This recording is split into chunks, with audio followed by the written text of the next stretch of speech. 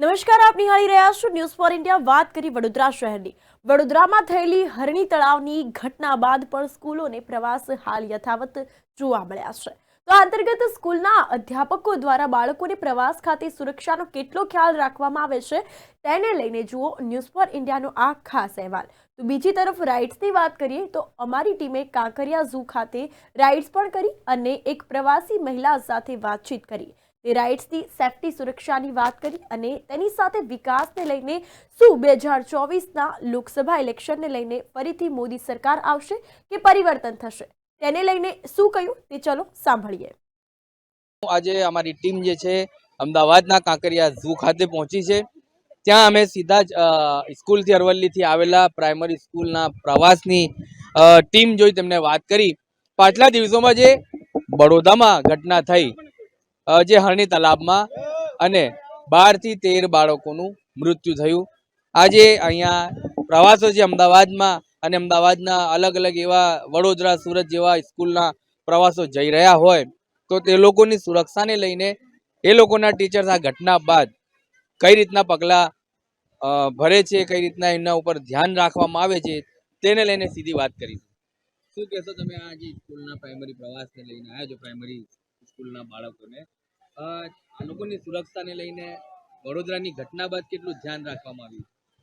અહીંયા જ્યારે અમે કાંકરિયા તળાવની અંદર બાળકોને લઈને આવ્યા છીએ તો અમને બાળકો સાથે આવવાની પણ મજા આવી અને બીજું કે અહીંયા જે વ્યવસ્થા છે એ બહુ સરસ છે અને બાળકોને પણ ગમે એવું અહીંયા વાતાવરણ છે, એટલા માટે અહીંયા અમે પસંદગી કરી છે અમે। તો અહીંયા પણ કાંકરિયા તળાવ છે, જેમ રીતના વડોદરામાં હરણી તળાવ હતું, બાળકોને તળાવમાં બેસવાનું તમે ટાળ્યું છે કે પછી તે રાઈડ કરાઈ ચૂક્યા છે? ના, અમે મંજૂરી એમની મંજૂરી નથી લીધી અમે। બોટિંગ માટેનું જે તળાવમાં બોટિંગ કરવાનું છે એ અમે ટાળ્યું છે, ખાલી પ્રાણી સંગ્રહાલય જ જોવાનું છે। હા, કારણ કે બાળકોને અત્યારે સેફટીમાં ખૂબ જરૂરિયાત હોય છે, કારણ કે વાલીઓની બહુ જવાબદારી હોય, અમારા ઉપર શિક્ષકો ઉપર જે જવાબદારી હોય છે એ અમારે પૂરેપૂરી નિભાવવી પડે છે। કેટલા બાળકો લઈને? બાળકો અમે 52 બાળકો લઈને આવ્યા છીએ। 52? હા હા। અને પર પર્સનના શું ચાર્જીસ લેવામાં આવ્યા છે પ્રવાસ? પ્રવાસ માટે તો 700 રૂપિયા લેવામાં આવ્યા છે અને ભોજન સાથે। ભોજન? હા હા। અને બીજો કંઈ ખર્ચો હોય ટિકિટનો એ બાળકો માટે, અને જે બાકી વધે એ બાળકોને પાછા પરત આપી દઈશું।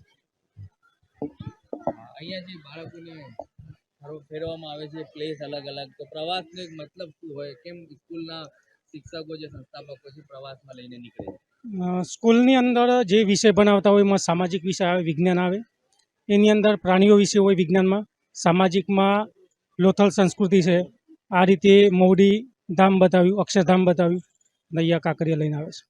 અને અમારી ટીમ પહોંચી છે અમદાવાદના કાંકરિયામાં, જ્યાંથી અમે એ બતાવવા માંગીશું કે પાછલા દિવસોમાં વડોદરામાં જે રીતના હરણી તળાવમાં બોટને લઈને જે દુર્ઘટનાઓ થઈ, એવી ઘણી એવી દુર્ઘટનાઓ છે જે સરકારી ઇક્વિપમેન્ટને લઈને કોન્ટ્રાક્ટો આપેલા હોય છે, તે લોકોના ભૂલથી આ જે દુર્ઘટનાઓ થાય છે। તો અમે કાંકરિયા ઝૂમાં એ તપાસ કરવા પહોંચ્યા છે અમારી ટીમ, કે અહીંની વ્યવસ્થા શું છે, અહીંનું મેનેજમેન્ટ શું છે, અહીંયા જે કોન્ટ્રાક્ટો આપવામાં આવ્યા છે તે કોન્ટ્રાક્ટરો દ્વારા પબ્લિકને સુવિધા પૂરી પાડવામાં આવે છે અને જનતા તેનાથી ખુશ છે કે નથી તેને લઈને અમે વાત કરીશું। અમારી સાથે એક બેન જોડાઈ ગયા છે, અમદાવાદથી જ છે, તેમનાથી અમે વાત કરીશું શું કહેવા માંગશે। તમારું નામ અને પરિચય? મારું નામ પૂજા વાળા છે, હું અહીંયા અમદાવાદ ઈશાનપુરથી છું। હા, પાછલા દિવસોમાં જે ઘટનાઓ થઈ છે તેને લઈને શું કહેશો? વડોદરા હોય કે મોરબી હોય, સરકારના મળતિયાઓને જે રીતના કોન્ટ્રાક્ટો આપવામાં આવ્યા તેવી જ રીતના અમદાવાદની અંદર પણ સરકારી એવા પ્લેસ છે, ફરવાલાયક સ્થળો, ત્યાં કોન્ટ્રાક્ટો આપવામાં આવ્યા છે, તેને લઈને તમને કોઈ દુર્ઘટના થયાની ભીતિ લાગે, ઘટના થઈ એની કોઈ ટેન્શન જેવું તમને અહીંયા જોવા મળ્યું? ના, અહીંયા કાંકરિયામાં તો એવું કશું જોવા નથી મળ્યું। ફેસિલિટી અહીંની સારી છે? બહુ સારી છે। એટલે સરકારના જે કોન્ટ્રાક્ટરો છે તેમના દ્વારા સાર સંભાળ રાખીને અને ટેકેર સુરક્ષા પૂરી પાડીને જ જે રાઇડ્સ કરાવવામાં આવે છે કે અહીંયા ફેરવવામાં તમને લોકોને? ના, હા, અહીંયા બરાબર છે બધી વસ્તુઓ, તો અહીંયા કોઈ પ્રોબ્લેમ નથી। સ્થળો ઉપર ગાઈડલાઈન કરવા માટે અહીંના માણસો છે સિક્યુરિટી સંસ્થાના? હા, છે, બધા હાજર જ હોય છે। વિકાસને લઈને અમદાવાદના શું કહેશો કે તમે અમદાવાદથી જ છો અને બાળપણથી તમે અહીંયા આવો છો તો શું કહેશો વિકાસ?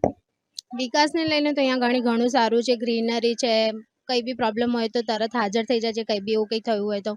એટલે અહીંયાનું તો બધું સારું છે. આજ સુધી એવું કોઈ જોવા નથી મળ્યું કે કંઈ પ્રોબ્લેમ આવી હોય. તમે શું કરો છો? હાઉસવાઈફ? હાઉસવાઈફ છું. આવનાર દિવસોમાં લોકસભાના ઇલેક્શનો આવી રહ્યા છે. દેશ હોય કે પછી ગુજરાત હોય, ગુજરાતથી વડાપ્રધાન ગયા છે ત્યારથી લઈને વિકાસની ગાથા જે છે શિખરે પહોંચતી જાય છે દિવસે ને દિવસે. તો આવનાર દિવસો હવે 2024 આવ્યા છે, લઈને આવે છે.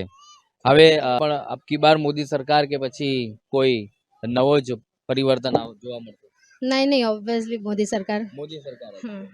હવે કોઈ નવો, અને તમે શું ઈચ્છો છો? મોદી સરકાર. મોદી સરકાર. એટલે જનતા પણ એ જ ઈચ્છે છે કે મોદી કોઈ પરિવર્તન થવાની જરૂર નથી. ના બધું બરાબર જ છે.